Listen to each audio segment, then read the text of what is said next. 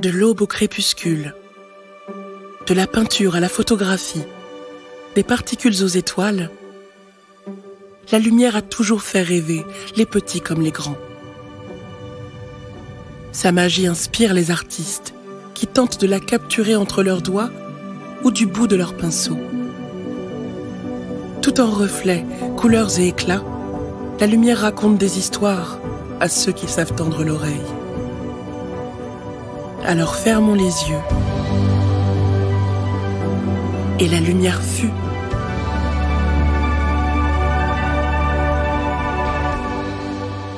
Voici Le collectionneur d'histoires tristes, une fiction imaginée par Arthur Dreyfus à partir de la photographie Marché aux puces, lampe de Florence Henry.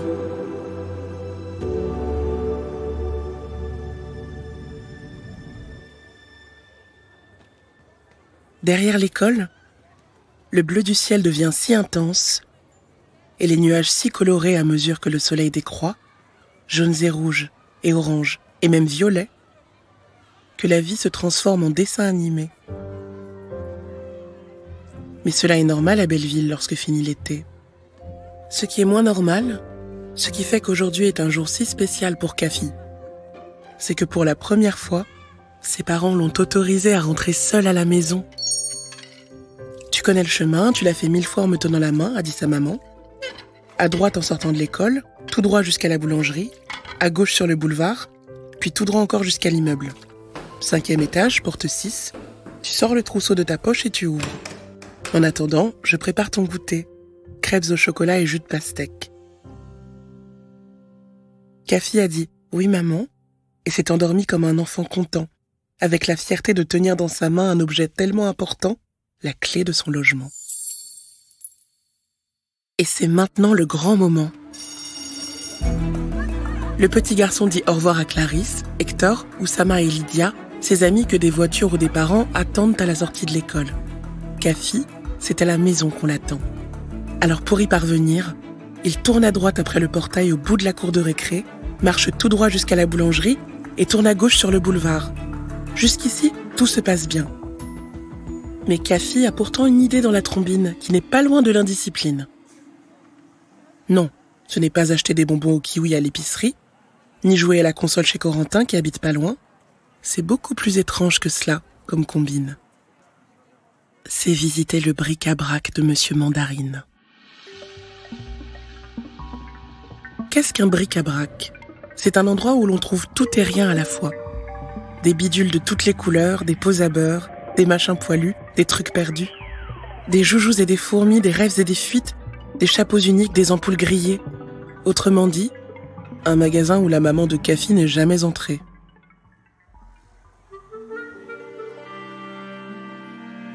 Il faut dire que Monsieur Mandarine, avec ses moustaches touffues comme des buissons, son bidon plus gonflé qu'un ballon, ses yeux de hibou et ses gilets de laine d'un autre siècle, pourrait effrayer certains gamins.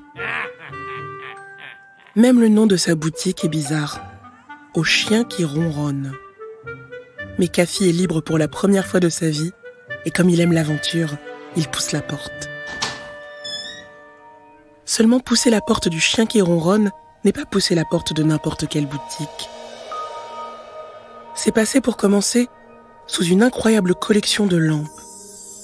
Mais il faudrait, pour être exact, citer tous les synonymes du mot lampe. Luminaire, lustre, lanterne, plafonnier, néon, plus ceux que j'oublie. Pourquoi la façade de Monsieur Mandarine est-elle constellée d'éclairages de toutes époques, de tout style, chacun agrémenté d'une étiquette indiquant son prix? Pourquoi ces lampes en plein jour? C'est la question que Kafi aimerait poser au monsieur qui le scrute lorsqu'il pose un pied dans son magasin. Mais au chien qui ronronne, on ne pose pas de questions, on écoute. « Bienvenue, mon enfant !» s'écrie aussitôt le propriétaire. « Ne recule pas, tu viens de prendre la meilleure décision de ta vie. Car ici, tout est permis. De quoi as-tu besoin, petit? D'une roue de Formule 1, d'un bigoudi? D'un tour de magie? D'un canapé pour souris? Non, laisse-moi deviner. Ce que tu cherches, c'est un fruit. Un fruit très rare, au goût d'omelette et de poire. À moins que ton cartable soit trop rikiki. Pas de souci, j'ai des valises de l'époque des pharaons, un bagage ayant appartenu à Napoléon et même une malle en cuir de dragon. Je Je suis juste entré par curiosité, bafouille Kafi. Et le marchand de répliquer, bravo. La curiosité est la première des qualités. Moi, c'est Monsieur Mandarine, enchanté. La suite ressemble de nouveau à un dessin animé. De couloir en bazar, dans cette brocante, Kafi découvre un tas d'objets dont il ne soupçonnait même pas l'existence. Un piano en allumettes, un avion en bec d'alouette, un pistolet chargé de cacahuètes, mais stop. Lorsqu'il parvient au fond du magasin, devant une porte fermée, Mandarine est au regret de le freiner. Désolé petit, cette collection-là, c'est la seule que je ne partage pas. À la place, veux-tu voir ma réserve de pulls et de pendules? Mince, quelle heure est-il? Kafi n'a pas vu le temps passer. Chut! Il court, mais ses jambes sont trop courtes pour la ville. Si bien que lorsqu'il rentre, avec son secret dans le ventre, sa mère s'est fait un sang d'encre. Pourquoi ce retard? Le garçon ne dit pas toute la vérité. J'ai marché lentement, mais tout va bien maintenant. Cette nuit-là, l'enfant ne cesse de rêver à la porte fermée. Que Monsieur Mandarine peut-il cacher, lui qui aime tout exposer? Le lendemain, pour être presque sage, il regagne la maison d'un trait. Mais le jour d'après, Kafi s'arrête une fois de plus chez Monsieur Mandarine, qui l'accueille en souriant derrière la vitrine. Kafi, quel bonheur de te retrouver ici. Pour tout te dire, j'espérais te voir revenir. Je m'en suis voulu de ne pas t'avoir montré ma collection privée. Je la réserve aux adultes, mais tu as, dans les yeux, la force d'affronter la vérité. Et je veux que tu saches, si tu en as besoin, que cette porte sera toujours ouverte pour tes peines à toi. Pour ces peines, Kafi ne pige rien. L'instant d'après, Monsieur Mandarine tourne la clé dans la serrure et le fait entrer dans une pièce remplie du sol au plafond de boîtes à bijoux en velours gris. Voilà, pardi!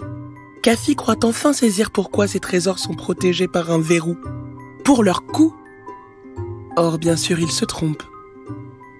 Ces objets-là, poursuit le brocanteur, je ne les vends pas, car ils sont invisibles.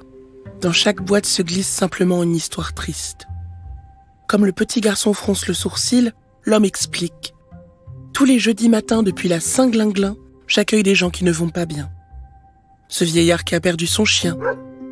Cette fille que son amoureuse ne veut plus voir. Ce gymnaste qui s'est entraîné comme un lion et fut éliminé dès la première compétition. Ils arrivent en pleurant, je leur tends l'un de ces écrins, dans lequel ils murmurent leur chagrin. En sortant du magasin, la douleur ne s'est pas envolée, mais ils ont le cœur un peu plus léger. Ça alors.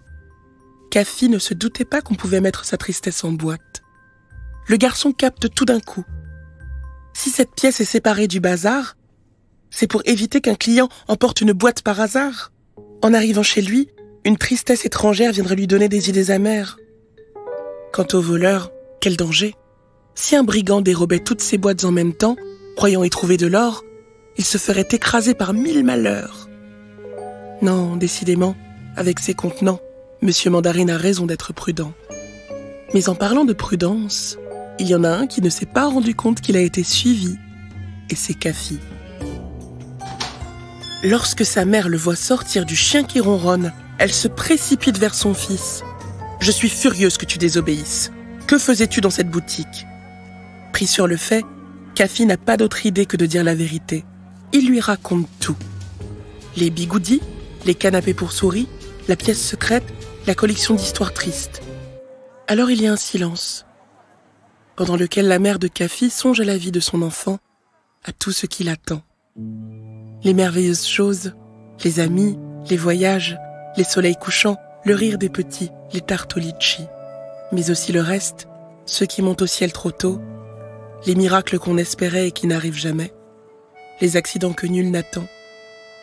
Et elle se dit, cette maman, que ce n'est pas grave finalement, que Kafi rentre en retard de l'école, si Monsieur Mandarine et ses bricoles aident son petit à faire avec la vie. Puis si elle ignorait que l'on pouvait ranger ses chagrins dans des boîtes, au cas où Monsieur Mandarine ait raison, elle ne voudrait pas priver son fils chéri d'une consolation.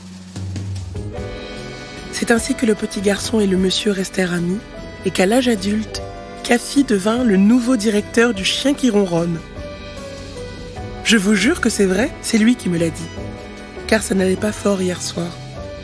Mais j'ai déposé mon tracas dans une petite boîte noire pour retrouver un poil d'espoir et la joie de raconter des histoires.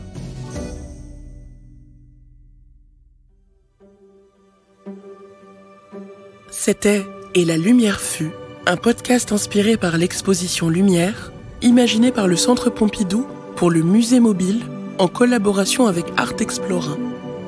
Avec la voix de Sephora Pondy, réalisée par Josh Vardet et mixée par Ben Oriel.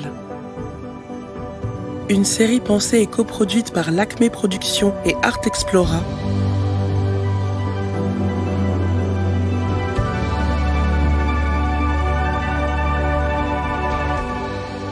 À retrouver sur le site et l'application Art Explora Academy.